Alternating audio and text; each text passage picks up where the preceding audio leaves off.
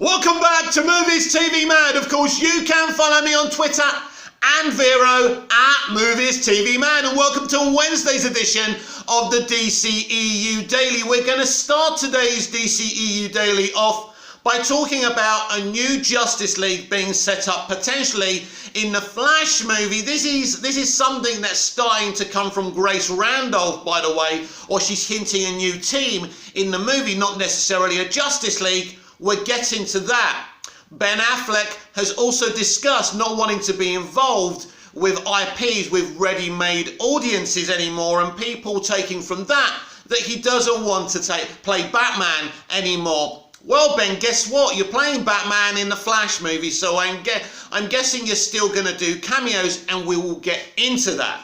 And we will talk about the team that have given you Batwoman doing a Gotham Knights spin-off television series. Yes, it's absolutely outstanding. Not outstanding, astounding, shocking. The failing upwards in the entertainment industry, especially in Hollywood, is absolutely shocking to me. But first, let's talk about a potential brand new Justice League in the Flash movie. Grace Randolph posting on Twitter saying, I know that you're all starved of DCEU news right now, and we are. There's not much out there since DC fandom.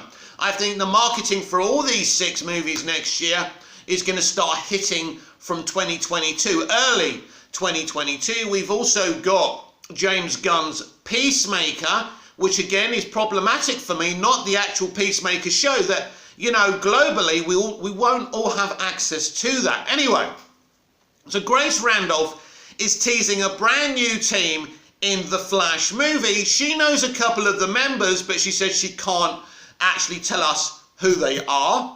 So is she talking about a Team Flash like we get in the series? And what would Team Flash consist of? Well, it would consist of obviously Barry Allen, maybe originally at first kind of this Reverse Flash character who seems to also be being played by Ezra Miller until he turns bad, and that friendship with him and, you know, our Barry Allen goes bad. It could be Sasha Calais Supergirl as well, Michael Keaton's Batman. So it could be that. Or is she teasing a brand new Justice League with brand new members starting from the Flash movie? Again, when I was doing my live videos, I did say to you all, not only would there be a kind of brand new Justice League of sorts, but there would be a multiverse Justice League. And I kind of predicted, and I'm not saying this is going to happen, no one's told me this is going to happen, that when Barry fixes Flashpoint and the actual IP and the franchise and the universe they, you know, inhabit kind of gets rebooted, that you know, Barry will come back to find a brand new Justice League with brand new members, maybe with all brand new members. You know, obviously still Jason Momoa's Aquaman and Wonder Woman's Diana. Wonder Woman, but the rest would be new. He would go to Wayne Manor to see a brand new Batman that's not maybe necessarily Ben Affleck, but that could not be true. You know, Ben Affleck could still cameo, even if he doesn't want to be involved front and centre, and I think that's more likely.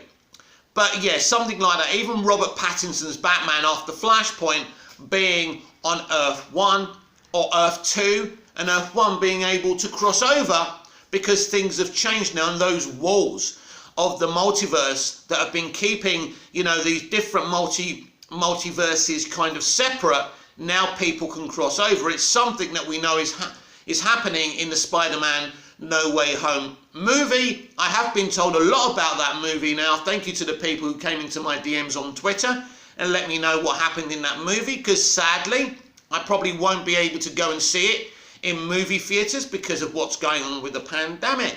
So anyway, there could be a brand new Justice League. So what is Grace Randolph actually rambling on about here? More than likely, when she talks about a new team, she could be talking about Team Flash, a brand new Team Flash being set up. It could be that. But also, she could be hinting about Justice League. We just don't know. But listen, this was always going to be the case. You know, the Flash movie, Flashpoint, was always going to be the movie that reset the DCEU. to rebrand it for a mainstream audience, to change what it was, because since Zack Snyder's left, the DCEU has been like a boat or a ship without an anchor. They're the facts, and we've had placeholder movies, solid placeholder movies, but we haven't had anything too fabulous or anything to continue an arc or a story, because this is an interconnected franchise, of course, and we've seen how the MCU works. It's such a huge interconnected universe, and people love it. They don't even have to develop any characters anymore or do any hard work in terms of character development, because excuse I'm just dying here, don't worry about it. So now they can bring in Tobey Maguire's Spider-Man and Andy Garfield's Spider-Man and Doc Ock and Green Goblin. They can bring in well fleshed out characters, and they don't have to do it themselves. It's lazy, but it works. The MCU, it's interesting about the MCU actually, because phase 1 worked really hard in fleshing out characters like Tony Stark, Steve Rogers, Black Widow. All these characters were fleshed out, but that's gone now. They don't even bother fleshing out characters that well anymore. When you look at Shang-Chi, when you look at the new Black Widow, they're literally just people that are there. But because they did the hard work all those years ago in the inception of the MCU, they don't need to do the hard work now. And it's interesting with the DCEU because, Snyder had a plan.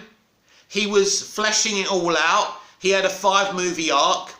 And so we haven't really seen much fleshing out since Snyder's left. So I do expect a brand new Justice League, for sure. There's no question about that. That's where we're going. So I do expect a brand new Justice League, and I do expect a multiverse Justice League as well. This is a new era for the DC Extended Universe. And we can briefly talk about how I feel that the Flash movie, which is pretty much a similar concept to Spider-Man No Way Home, will be a better movie than Spider-Man No Way Home. No, it doesn't mean that Spider-Man No Way Home is going to flop. It's already got 97% on Rotten Tomatoes.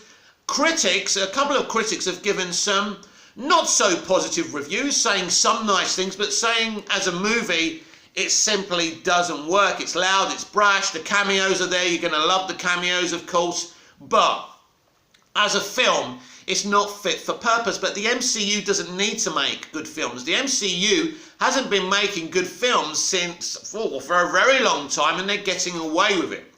But the DCEU doesn't have that consumer confidence. So it still has to do its due diligence. And next year's movies are going to do that. So I do expect a brand new Justice League and a brand new multiverse Justice League. And I think that's very exciting, and I want this to happen. I'm confident about next year's movies. Yesterday I was talking about how we're all sleeping on Black Adam. I think that could be one of the best CPMs made in many, many years, and I believe it's Man of Steel 2.0, because I believe that The Rock is a huge geek and a huge nerd, and he's always been a huge Superman and DC fan as well. So yes, I do believe we are heading for a brand new Justice League. And the only way the Snyderverse will ever be restored is as a parallel universe or an Elseworld franchise. That's the end of it. It will never be a part of the whole thing. But of course, if the multiverse is canon, then there can be crossovers. And then you ask the question of, well, these Justice League members like Gal and Jason, how do they do both? Well, it's the multiverse, isn't it? You can have actors playing different versions of themselves. Just like Barry Allen, it looks like potentially could be playing a version of the Reverse Flash. I'm not sure how that works, if it does work and if that's what they're going to do. But, of course, the Reverse Flash could be disguising himself as a multiversal version of Barry Allen. Let's not forget about that. And so I think fans will be excited about this. Of course, Snyder fans will be triggered about this. Of course they will, because they want Justice League 2, they want Justice League 3, so I think after we see the Flash movie, very quickly we will hear about a brand new Justice League movie, starring this new version of the Justice League, because I think these are the plans. Who makes this movie? Well, it all depends on how Flash does and how next year's movies do. Who have we got, you know, in the DCEU, making DCEU movies? We've got David F. Sandberg, we've got Andy Muschietti, we've got James Gunn, you know, we've got James Wan. James Wan would make a great Justice League movie.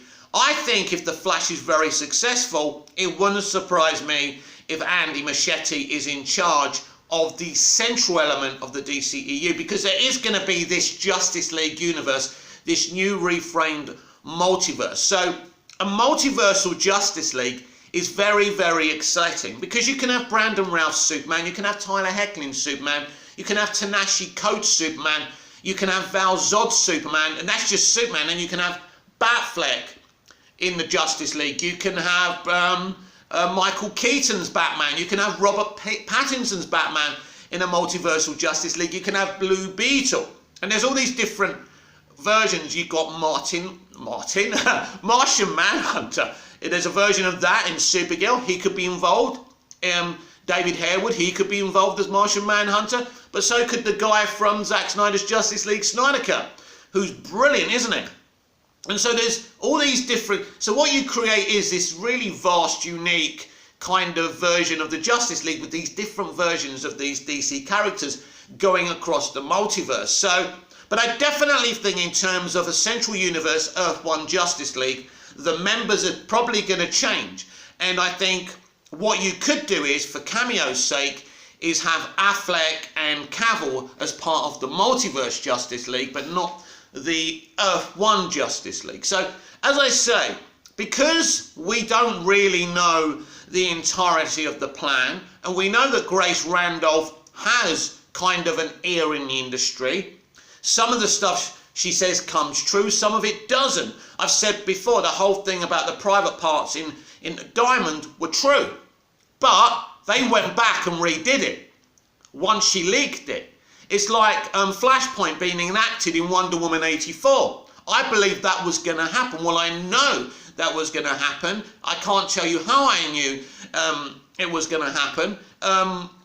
And it's something to do with test screenings, and I'm not going to go into it that deeply, and that's why I was so wrong when I was so positive about my test screening reaction about Wonder Woman 84, because people have been questioning my honesty about that. So I'll tell you that much, at least, without breaking any agreements or any rules. But anyway, so Grace Randolph is a reliable source. She is like Marmite.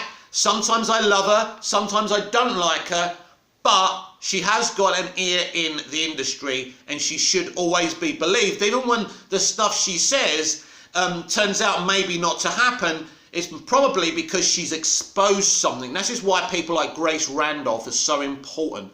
They can expose things, wrong things that are happening within the industry. It's a shame she didn't know about Justice League and what they were doing before, while it was happening. Then we could have stopped it at the source. So, very excited for the future of the DC Extended Universe. But as a Snyderverse fan, I do want to restore the Snyderverse. And I do want a parallel universe where Zack can finish his arc as well. And we'll see how we get on with that. Now, the Batwoman writers are developing a Gotham Knights spin-off for the CW. It's very clear to me that the CW will no longer have access to the Grade A DC IP, and they will be given crumbs. Gotham Knights is the crumb they've been given. Now, anyone who criticises current Doctor Who or Batwoman is an ist or an ism. But excuse me again, but it's not about being an ist and an ism. Creatively, Batwoman is a terrible show. It's so transparently bad. The character development isn't good, and the writing is, well, what can I say? Personally, I think it's not good writing. I don't think the show's developed well, and I don't think these people are talented. And they only have one agenda, and it's their extreme left commentary, and that's that. So they're going to be allowed to do a Gotham Knights show. So I'm going to put that in the thing where I'm not going to be interested, and I'm not going to be bothered about it. It's a bit like this Nomi or this Naomi show that Ava DuVernay is producing. I'm not interested because I know what they're attempting to do. So this is where the CW is now. Their Arrowverse will kind of be this kind of underwhelming thing where they don't get to deal with the big IP characters like they did with Supergirl and Green Arrow.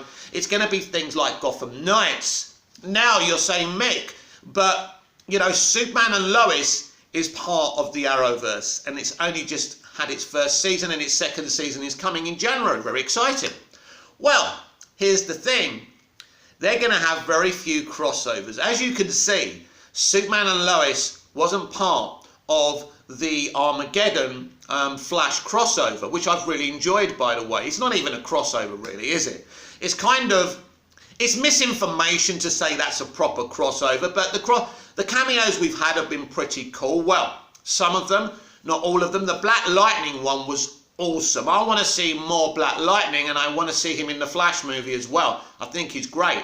Anyway, so Superman and Lois is not going to be allowed to cross over with the other shows as much. You'll get something like the Diggle thing. Diggle may appear every year. I'm happy for Diggle to be involved because David Ramsey, great director, great actor. Diggle's a great character. Fine. But characters like Batwoman, no thank you. Characters like that I'm not interested in. And I think the showrunner as well of Superman and Lois has been very, very strict on let's keep this as self-contained as possible. So that's my opinion on Gotham Knights. Something that you may, excuse me again. By the way, thank you. Thank you for the likes. Thank you for the views. They're not a lot, but a bunch of you come in every day and you're so loyal. You come in every day, you give me support, and I really do appreciate it. And I assume you see someone who's just a genuine fan who just wants to say their bit. And that's great, because I think there is a place for a YouTuber like me who's direct and who is honest and who hasn't got the best equipment, obviously, but it's not about having the best equipment as far as I'm concerned. It's about honest, genuine fandom. Now, honest, genuine fandom doesn't get 100,000 likes and 100,000 subs because it's honest. It's the bullshitters who do the sensationalist stuff that get the success. And that's just the way it is. So thank you. Thank you for putting up with the frog in the throat all the time and the coughing fits. But it's great to be able to talk to a small audience about the stuff that means something to me. Justice League 2, how Part 1 hinted at Lois Lane's and Batman's deaths. Zack Snyder's planned Justice League sequels involved Batman sacrificing himself as the Snyder Cut cemetery scene foreshadowed his heroic death by Brad Curran of Screen Rant.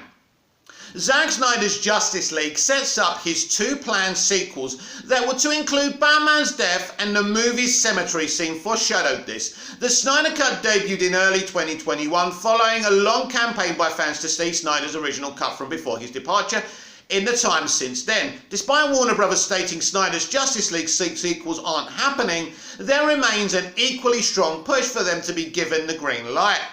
Through a combination of social media teases by Snyder and a whiteboard outline made public in the vicinity of Snyder's Cut's debut. As the Snyder Cut's debut. A basic picture of what Justice League 2 and Justice League 3 were to be has been made available. This includes the death of Ben Affleck's Batman, who was intended to sacrifice himself in the League's final battle against Darkseid, Ray Porter. The Snyder Cut lays the foundation for the nightmare future and its undoing, and this also includes Batman's death being subtly hinted at with one dialogue exchange. In the scene where the League retrieves the body of Henry Cavill's Superman for Batman's plan to revive him, Aquaman Jason Momoa and Wonder Woman Gal Gadot have a conversation about the long-standing rivalry between Atlantis and Themyscira. Here Arthur recounts an Atlantean saying that Diana also recognizes from... Let's say that again. Arthur recounts an Atlantean saying that Diana also recognizes from Themyscira. None are taken back from the darkness, not without giving one up in return. Wow! Fucking hell, I never saw that coming. I thought that was a great scene between the two, but wow! As it turns out, this sets up Batman's eventual death in Justice League 3, with the death of Lois Lane, Amy Adams also factoring into it. Interesting. Snyder's Justice League sequels were to involve Darkseid murdering Lois in the Batcave and bringing the grieving Superman under his control with the anti-life equation. In order to conquer Earth, this is partially seen in the movie's first tease of the nightmare, while the Justice League sequels would involve Batman sending the Flash Ezra Miller back in time on the cosmic treadmill to prevent this timeline. After the nightmare is averted, Superman would lead the Justice League and the entire world in a last stand against Apocalypse, with Batman giving his life to defeat Darkseid. And this is where this saying comes into play, and I'm sure Brad covers this in this article. Basically, by Batman sacrificing himself, this brings Superman out of the darkness. The story of the Justice League sequels builds off of Aquaman and Wonder Woman's exchange, indicating that for someone to be resurrected from death, another must take their place. Wow! That would end up playing out with Lois's death at Darkseid's hands, and by bringing her and the entire world back from the darkness, Batman would fall on the sword to save the world for good. Interestingly, this story might also have been intended by Snyder and screenwriter Chris Terrio as a Smallville homage. Oh, that's interesting. We'll read that in a minute. But yeah, this is brilliant, because basically, for one to live, one has to die.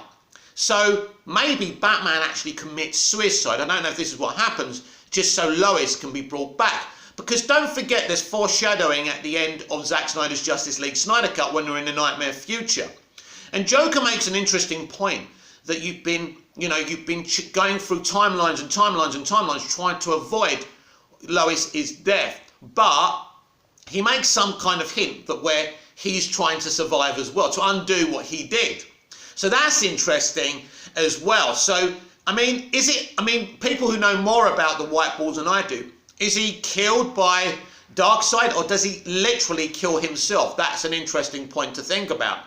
In Smallville Season 5, after Clark Kent Tom Welling is revived from death by Jor-El, he learns that the life of another must be traded for his. Yes, and this was brilliant in Smallville. Initially, that ends up being Lana Lang, Kristen Krug.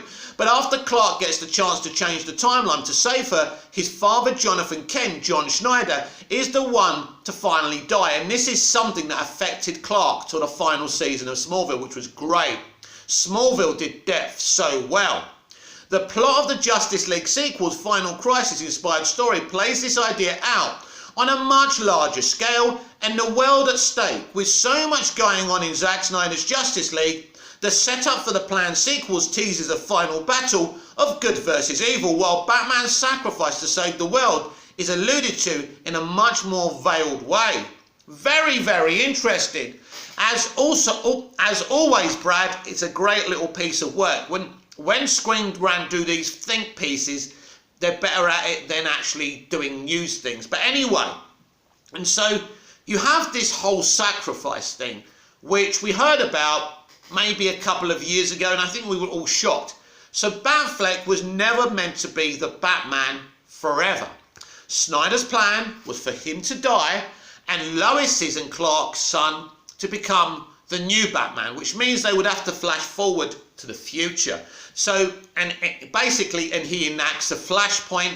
So none of what Snyder was doing was supposed to stick there, because he was supposed to do that. And maybe his plan was to do a futuristic DCEU with Clark and Lois's son being Batman. But with Cavill still being Superman, of course, because Superman is basically immortal unless you impale him with kryptonite, but he's been impaled by kryptonite, died and come back. So really he's pretty much immortal, isn't he, if you think about it. And that was Snyder's plan, and I still think this is a plan worth salvaging, saving as a parallel universe, Elseworld set of films. Here's an article about releasing the air cut from a site called The Daily Planet, which I think is really cool. Cool name, right? And basically this article is called Let's Release the Air Cut. Contributing writer and Zack Snyder fan Janam Tarkalia shares why he believes David Ayer's cut of Suicide Squad should be released. Since the theatrical cut of Suicide Squad released back in 2016, it has been a breaking point for the ongoing tone for the DC universe that director Zack Snyder envisioned. Suicide Squad, advertised as a dark character-driven film, ended up being a movie with mixed tones and uneven pacing. It changed a lot of plots and in turn cancelled out any chances DC had of having an artistic-driven competition against Marvel's formula-driven cinematic universe. And that's a good point. The way to compete, if you want to compete, is not to do what they're doing, but to do something like what Snyder was doing, but they got scared because of the box offices of these movies and the reactions from the public and the media. This is where it all went wrong. Director David Ayer back then confirmed the media and the fandom speculation by saying that the cut of the movie released is the final cut, the way he envisioned. Here's the full quote from the Collider Steve Weintraub interview back in the day. "We have a chunk. There's definitely over 10 minutes of material on there, but this cut of this movie is my cut. There's no sort of parallel universe version of the movie. The release movie is my cut. And that's one of the toughest things about writing, shooting and directing a film, is you end up with these orphans and you fucking love them and you think they'd be amazing scenes and do these amazing things, but the film is a dictatorship, laughs, not a democracy." Exactly. He's lying in this paragraph, but he's saying some truths there as well. Not a democracy, and just because something's cool and charismatic doesn't mean it gets to survive in the final cut. The flow of the movie is the highest master. So basically, this is when he lied straight after the movie, because we all knew, it was obvious, this was not his vision of Suicide Squad. But over the years, as the Snyder Cut movement started becoming a reality, David Ayer then became vocal about his cut of the film. He is a person from a military background. Sticking to the team is important to him, but now there is no team here with Warner Brothers, hence him speaking out doesn't look hypocritical. Over the time, it became more and more established that the cut that was released wasn't really the cut finalised by Ayer, but a cut that was edited by a trailer company as the studio cut of the film. The early screenings turned out to be similar for the darker David Ayer version as well as for the studio version. So the studio then decided to make a best out of both worlds film, which unironically never worked out ever. It's interesting because I like the theatrical cut. I don't see the unevenness that other people see. I think it's okay, but it's not the man's movie. That's a fact, and I want to see that movie. The people who attended the early test screenings also confirmed that the Ayer version was much more menacing and dark and brutal than the studio version, which was simply a comedy ordered by the new regime at WB after the critical failure of the Batman vs Superman theatrical cut and Deadpool's success. But I don't see anything about the theatrical version of this first Suicide Squad, anything like Deadpool. I don't see it. And if that's what they were trying to echo, they got it fucking wrong. Scenes such as Joker abusing and trying to kill Harley in the film were a few things that turned out to be true when excerpts of the script leaked online. The film isn't simply a rom-com between the king and queen of Gotham's crime world, but a sad, abusive relationship between the two and how Harley redeems herself by getting out of it. The Ayer cut is a complete tonal shift away from the theatrical version. It even fits the original emotionally layered tone of the DCEU and sets out new roads for the characters. These days, after the release of the Zack Snyder's Justice League version of Justice League, infamously known as the Snyder Cut, Warner Brothers CEO Ann Sarnoff publicly stated that the Snyder Cut brings an end to Zack Snyder's Justice League trilogy and denounced any plans for David Ayer's cut of Suicide Squad. So, do you remember back then when Aaron Crouch quotes Ann and says, "We won't be developing David Ayer's cut"? And David Ayer just quote tweets saying, "Why?" ? So, wow. After the critical success of James Gunn's The Suicide Squad, David Ayer disowned the theatrical cut of Suicide Squad with a heartfelt confession. And this is when he had this big monologue and he read it out there. I mean, maybe we can actually go on to it just to readdress that. If it lets me. If it messes me about, we're not going to go on there. That's a shame. But he did have this whole monologue on there, which would have been great to see. The studio cut is not my movie. The cast has on numerous occasions spoken about how they would love to see the cut again along with them. Numerous other people involved in the film, including Zack Snyder, producer Charles Roven, and others like John Cena and James Gunn from the cast of the Suicide Squad, have aided their voices in the support of the cut. Jared Leto says release the air cut. Absolutely, why not? Why wouldn't they? That's what streaming is for, right?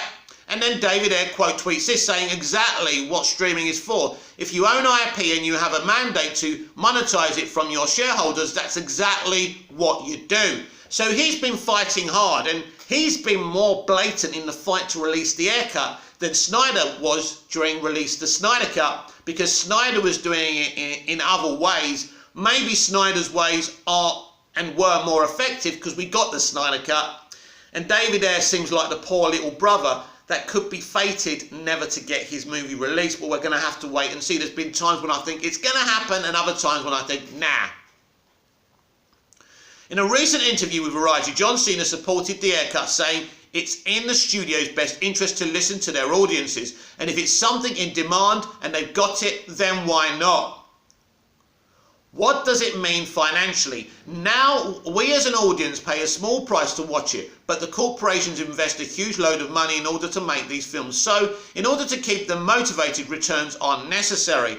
But in this situation, streaming is a game changer. Majority of the people are more comfortable watching films at the comfort of their homes rather than on the big screen, and they get more at a normal rate than they would had they had opted for theatres, especially during the pandemic. Streaming services have been on a constant rise, leading to a streaming war. In order to compete, they need content. They can take chances if they have a good audience base to back them up. Marvel takes chances with both cinemas as well as streaming now because they know they can experiment since their audiences back them up. But here's the thing, DC already invested in DC streaming. You know, WB are doing that. Peacemaker, Batgirl, Blue Beetle, Green Lantern Corps. These are all huge, ambitious projects coming to HBO Max. So it's not like they're not investing in that.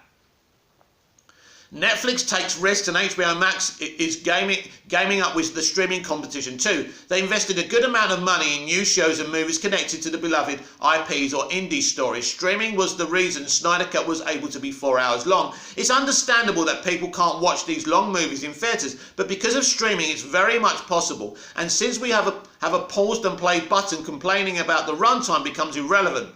Same can be said for the air cut. Though it won't be that long and won't cost as much as the Snyder Cut did, since its streaming has an active audience who is ready to invest in the streaming service for such films, then why not?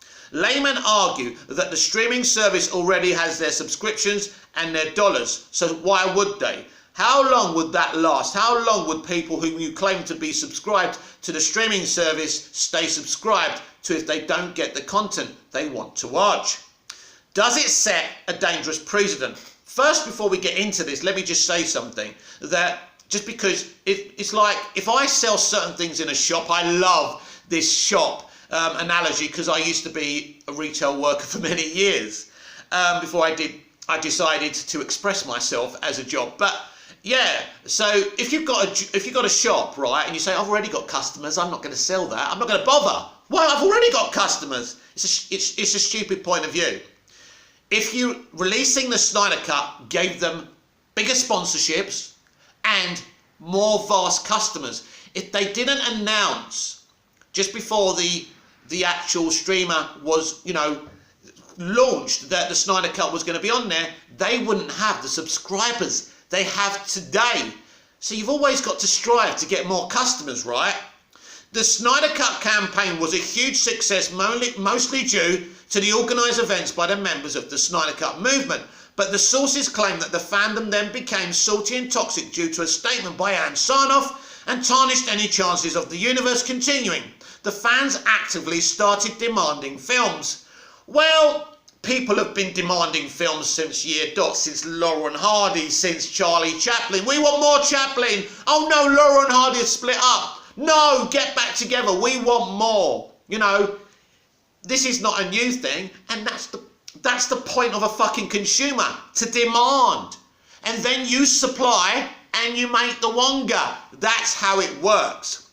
Ray Fisher came out with his statement against the abusive work environment at Warner Brothers, followed by his leads. Many others who experienced the toxic behaviour came up and spoke up against the toxicity. In retaliation, every time an allegation was raised on social media, a major news source seemingly broke out to distract the words that needed to be heard. Fans spoke against such a pattern and called out the management and held them accountable for the work environment they did not publicly accept was toxic in order to maintain the public image. In response, Ann Sarnoff came out with a public statement stating her disappointment in the fandom. Do you know what? I'm sure there's people out there who throw out death threats and take it too far, but the majority of people are like me and you, and we don't do that.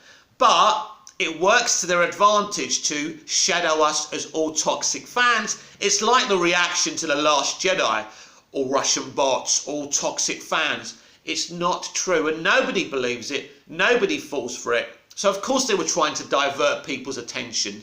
But what has really changed since all these revelations from Fisher and this stuff that's come out from other artists? Absolutely nothing, because the DCEU is still getting rebooted. Nothing's changed. Obviously, they hope to fix the behavioural patterns of people that work for them. They don't want that heat on them. Of course they don't.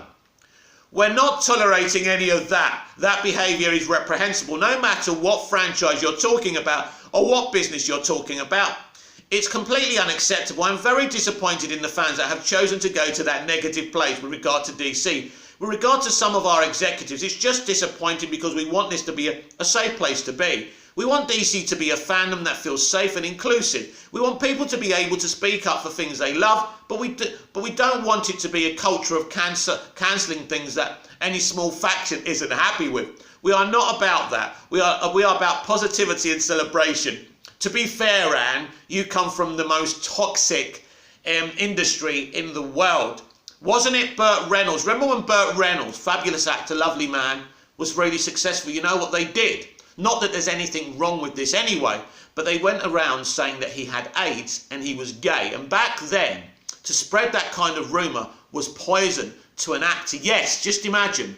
Once upon a time, in woke Hollywood, if you were gay or had AIDS, they would remove you from their projects. That's what Hollywood is, Ann Sarnoff. And you're calling us toxic. Now, don't get me wrong. Anne has got a long history in the industry. She's very, very clever at what she does, and she's talented, and she deserves a job at WB. But let's not talk about toxic fandom when your industry, Anne, and I know where the bodies are buried. I've been in Hollywood for 6 months. I understand the industry. I'm ingrained in the industry. So please don't throw toxicity, say we're toxic people, when you are some of the worst people in the world. It suddenly became a media narrative to highlight anything the fandom does as toxic. Is the fandom free of toxicity? No, but what fandom is? The media made sure to highlight the fandom for their toxicity when a few fans review bombed Godzilla vs. Kong in retaliation for WB's decision to not continue the Snyderverse.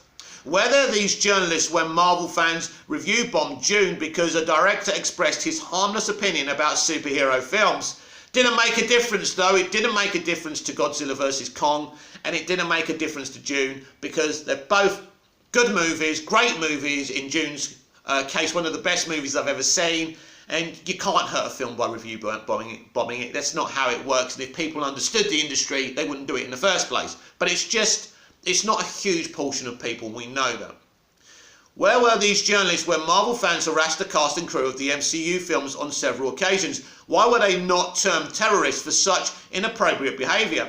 But when Snyder fans called out Warner Brothers to answer for their abusive work environment and asked for the continuation of the Snyderverse, and like any fandom acted minorly toxic, they'd be termed as terrorists. You people who do this side picking are the real enablers. Maybe that's where what they say, no one buys the papers, no one is different, no one is neutral. And this is, I think, a quote from BVS, isn't it? So it's interesting, isn't it? Marvel fans keep asking for content and they get it. When DC fans show it their interest, that's wrong. Then maybe you should stop asking for movies overall and never criticise anything and accept everything the way it is. I don't want to live in a world like that, because this is what's brilliant about social media. Is it time to move on? The DCEU has so far changed ever since the creation of Joss Whedon's Justice League. It led to a huge tonal shift in DC, and comedy became the centre of the universe. Well, that's not exactly true. It's true in a couple of films, but not in all of them. So I'd say you're using that. Now, that is a good thing. Now, is that a good thing? Sure. Is that a bad thing? Sure. That depends on what you think about it. That's your opinion. The Suicide Squad has been a huge critical success, and so has been the current DCEU films. Here's the thing about that. Having comedy in films, in comic book movies, has been a thing since Superman the movie, the first, comic book movie. So it's not wrong. It's about having a balance. But you can have darker Snyder movies as well. Everyone can get what they want, especially in a multiverse strategy. So it's not one thing or the other. What does the haircut bring in here? A new voice, a tone that would work well with the tone of DC regardless. If it's light-hearted and fun like Aquaman, you know what? Aquaman isn't always light-hearted and fun. In fact, Aquaman isn't light-hearted and fun that much. There's some moments, but I wouldn't go and say it's light-hearted and fun. I think there's some deep commentary in this film about the environment and other stuff. So I think you're wrong there, mate. Or dark and gritty like the Joker. Does it change anything from the canon? No, instead it adds a detailed event that would lead up to the Birds of Prey storyline, and who wouldn't want to watch a character-driven film rather than a comedic mess? Well, what comedic mess are you talking about? And I mean, I don't think the theatrical cut of the first Suicide Squad is a comedic mess. That's just my opinion. Worked for the Snyder Cut can work for the Air Cut. In my opinion, it can work even better than the Snyder Cut. Air Cut isn't going soft with the toxicity. It's trying to criticise and can send a good message in the society that abuse is not cool. So, should the DCEU really move on from that tone? The answer is plain simple, considering how the fans of the light-hearted films have been so supportive that the films barely recover their break even. It'd be amazing if fans of both the tones are united and let the creators do their job. Both the tones can coexist, and most importantly, DC can become what the competition can't, a director-driven universe. Well, I don't mind a partially director-driven universe, but it should be all things for all people, because there's different people in the DC fandom, like other fandoms that want different things. And here's the thing, you talk about films with central comedic tones failing.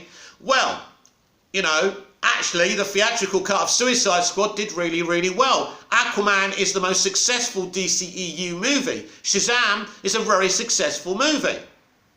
So what can I say? So it's not all bad. You can say that the James Gunn's Suicide Squad was a failure, but at the end of the day, it's made money on HBO Max and people loved it. But things are going to change in the DCEU. That is good competition, considering every director's voice in DC is successful. If it stays unmeddled, the fans of both sides are angry because both sides criticise each side. Superman fans who were very attached with the Donner films ever since 1978 tend to hate on every adaptation, and the ones who loved those films in retaliation hate on the 1978 film. Now this is interesting because the 1978 Superman the movie film is my first movie. The reason I love DC today and love Superman. But I don't hate Man of Steel. I don't hate Superman and Lois. Interesting, right? That's never going to go, but at least the DC universe will prosper if the creators are the ones calling the shots for their stories rather than people who think Superman needs a cape to fly. Well, that's interesting because people weren't interested in the creator's vision when we were talking about The Last Jedi, but now we've got to just go with whatever the creators want and just consume it even if we don't like it or not. I don't think so. The Snyder Cut fandom proves that if you complain enough and harass enough people, you can get whatever you want, and that's dangerous. If narratives should be seen from a rational perspective, isn't that what happened to the fans in the first place? Wasn't BVS review bombed and the creators were attacked personally by these professional critics and journalists and the toxic DC fandom that sent death threats to those who like Snyder films? If Snyder fandom is a terrorist, then what are these people? It's a bit like saying, yes, Mum, I was naughty, but Johnny, broke your glass vase, It's like saying, we've done this, but they've done it too. It doesn't really cover it for me. Getting into conversations about toxic fandoms doesn't really solve anything. People are people. In conclusion, these petty cries of people who don't want things to happen simply because they don't like it aren't ever going to stop. Looking towards the future is the only way. These so-called journalists with their hit pieces against the Snyder fandom and the Air fandom aren't going to stop being vocal about it.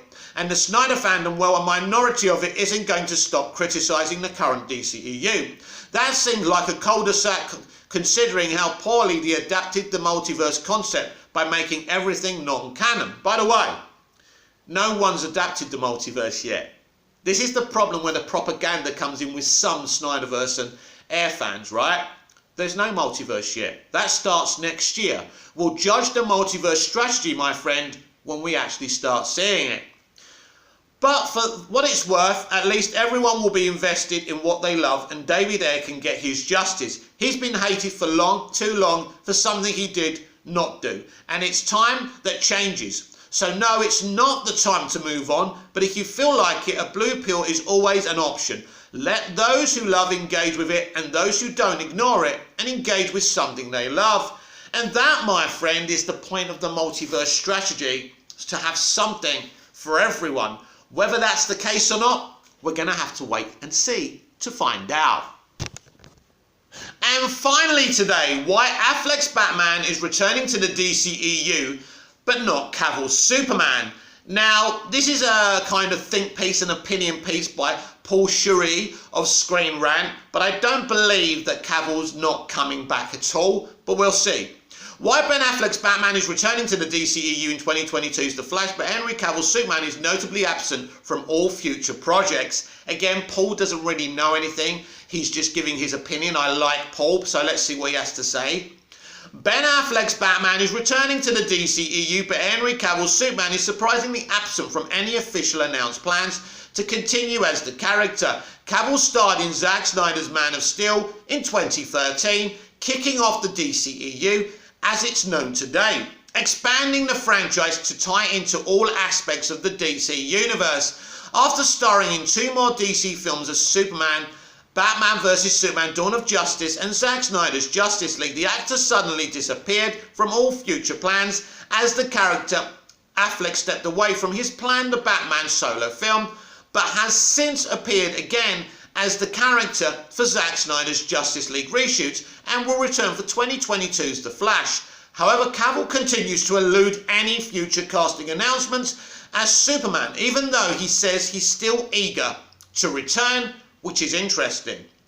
Cavill's second turn as Superman was in Batman vs Superman Dawn of Justice in 2016, which also cast Affleck in the role of Bruce Wayne Batman for the first time, as well as Gal Gadot as Diana Prince Wonder Woman. This was set up to lead into a 3-part Justice League film that never happened, as WB got cold feet based on the critical reception of the film, opting instead for one solo Justice League film which had several issues. After a family tragedy, Snyder stepped down, allowing director Joss Whedon to reshoot and re-edit the film into an entirely different cut. Years later, Snyder was invited back to finish and release his cut, a far superior 4-hour version of the scaled down mixtape that is the Joss Whedon version. Cavill appeared in a Man of Steel watch party with Snyder on the anniversary of the film, when the director announced that his cut of Justice League would be going to HBO Max, prompting many to think Cavill may don the cape yet again for the DCEU. Yes, this was interesting. It did lead us to all think, he's back, Cavill's back, why would he be doing this? And we're kind of mistaken because nothing official's happened, and you know, that was, when was that? In 2020, wasn't it? It must have been. It's a long time ago, over a year ago, or a year ago. Batman v Superman Dawn of Justice box office culled $873 million, which is a solid take. But critical reception was harsh. The darker tone and the death of the character at the end left a bad taste in the mouths of some viewers, as well as studio executives who wanted to see better numbers. Much of that criticism fell on Cavill's shoulders, as his character faced the most scrutiny in the film. But it's not Cavill's fault. His performance is very strong in every film as when he plays Superman. He's just doing what he's told to do. That's an actor's job. His return in Justice League was delayed to the end of the film, giving him far less screen time. Yeah, I'm going to reiterate my opinion of this. I love Zack Snyder's Justice League. I love Zack Snyder's DCEU. But creating a situation and scenario where you need to do a Superman Rebirth story in a Justice League movie just doesn't work for me. You see, you want to see Superman front and centre of a Justice League movie, not in the final act. And for me, that's not good enough. Especially seeing this as a 4-hour movie. They could have done this hours earlier in the movie if they were going to do it. But for me, a Man of Steel sequel in doing a Superman Rebirth story would have been better pre-Justice League, and I think that would have worked better. That's my opinion. Then his counterparts. The attempts to lighten the tone of the film with Whedon's involvement didn't help either, as it created Moustache-gate. Cavill's moustache was noticeably digitally removed in reshoots and shifted the tone of the character far too much. This inconsistency of character shifting tone, critical reception, and the lack of confidence in the future of the DCEU slate put Cavill's Superman in the crosshairs of being shooed away from the franchise. I mean, what kind of a DC film president must you be to make the decision to bench Superman but not fix the damage that Whedon did to him? While stars like Affleck, who brings a level of status to the franchise given his age and career, are easily assimilated back in, and of course there's always the backroom dealings that the public isn't privy to, which sometimes don't bear fruit, which is certain to be a factor in why Cavill hasn't returned as the actor moves on to new roles such as Netflix The Witcher, Matthew Vaughn's Argyle, and even a Highlander reboot, which I'm very excited about. Cavill had multiple instances to reappear in the DCEU films, be it in a starring role or in a cameo, all of which seemed to fall through. His planned cameo at the end of 2019 Shazam didn't happen, replacing him with a stand-in instead. Yes, we've had this explained to us, mate. Basically, it was the scheduling. It didn't work out, end of the story. They still wanted Superman in there, so they put him in there. That was the last known plan to integrate Cavill back into the DCEU, with the actor even posting an odd Instagram video that made it seem like he wasn't returning to the role, but without any idea as to why. While fellow DCEU actors including Gal Gadot's Wonder Woman, Jason Momoa's Aquaman, Ezra Miller's The Flash, and even Affleck's Batman continue to find ways back into the films via solo efforts or cameo roles, Cavill's Superman is the only one left languishing, even as the actor continues to say that the cape is in the closet, meaning he's ready to return when the time comes. WB, however, seems to be putting Cavill in the same category as Snyder, who has since signed a multi-picture deal with Netflix, which is a persona non grata on the DCEU films. I don't agree with this, that Warner Brothers see Cavill as the same as Snyder, but anyway, even after all the contributions and setup that made that universe come to life, the studio is moving forward with their Superman reboots from J.J. Abrams, as well as a Val Zod Superman miniseries on HBO Max, with Michael B. Jordan, while Affleck is suiting up for a fourth time as Batman. He also had a cameo role in 2016's Suicide Squad for 2022's The Flash, and brings back another former Batman, Michael Keaton, to reprise his role in the franchise. The movie is even introducing the DCEU Supergirl played by Sasha Calle. Given that the film kicks off the DCEU multiverse, it's unknown if she has ties to Cavill's Superman or not. I think she's a Flashpoint Supergirl and she's replacing Flashpoint Superman. It's interesting if she has a future or not.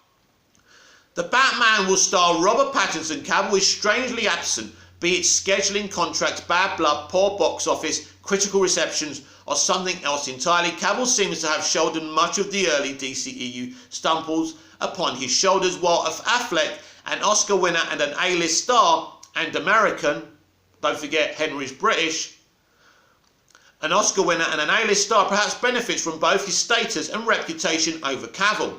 Either way, it's notable inconsistency that has yet to be addressed in full by either Cavill, his reps, or the studio itself. Time will tell if the actor ever takes flight again, while Affleck appears to have an open invite. Well, interesting. Very interesting by Paul. Some of it's right, because I've been saying for years they tried to blame Superman for the failure of Justice League, then benched him. This is terrible leadership. Superman is so popular. We've seen that with the ratings of Superman and Lois in America and now on the BBC. It's huge. People still love Superman. I wonder if they're going to they won't call him Superman one day, considering that, you know, genderized names like man and woman, because the extreme left don't like the fact that man is in both man and woman. They're trying to delete those words. So maybe one day Superman will be super he him. Imagine that, right? Super he him. I'm telling you, it's going to happen. Don't be surprised. Remember where you heard it first. But, so Paul has a point there. But I don't think they see Henry in the same light as Zack Snyder, persona non grata. This is my opinion. Even though The Rock said that he and Superman don't fight and he doesn't know which Superman he'll fight, I still believe that Henry Cavill's Superman will be in the Flash movie, Black Adam and Shazam, Fury of the Gods. That's my opinion. And I think the reason they're not talking about it is because they want it to be a surprise. Of course, I could be wrong, and he may never be in the DCEU ever again. I definitely think he's in Fury of the Gods, because there was a little rumour, kind of David F. Sandberg shot it down and said he didn't want to tempt fate, which kind of tells me he's definitely going to be in Shazam Fury of the Gods. Henry kind of has hinted in the past that there's things going on. So even though the relationship between him and Warner may not be great, look, there's people in the industry that just don't get on. It doesn't mean they don't work for each other and don't work with each other. So Paul's done a good opinion piece there, a solid opinion piece there. But I do believe that Henry Cavill will be seen and will cameo in the DCEU in 2022. This has been a very long, extended DCEU Daily. I admit your host with the most. Just ask your girlfriends and your wives. Like, share, comment, subscribe, hit the notification bell so you never miss this perfection. And I'll see you again tomorrow, hopefully with a shorter version of the DCEU Daily. Until then, goodbye, au revoir, auf Wiedersehen.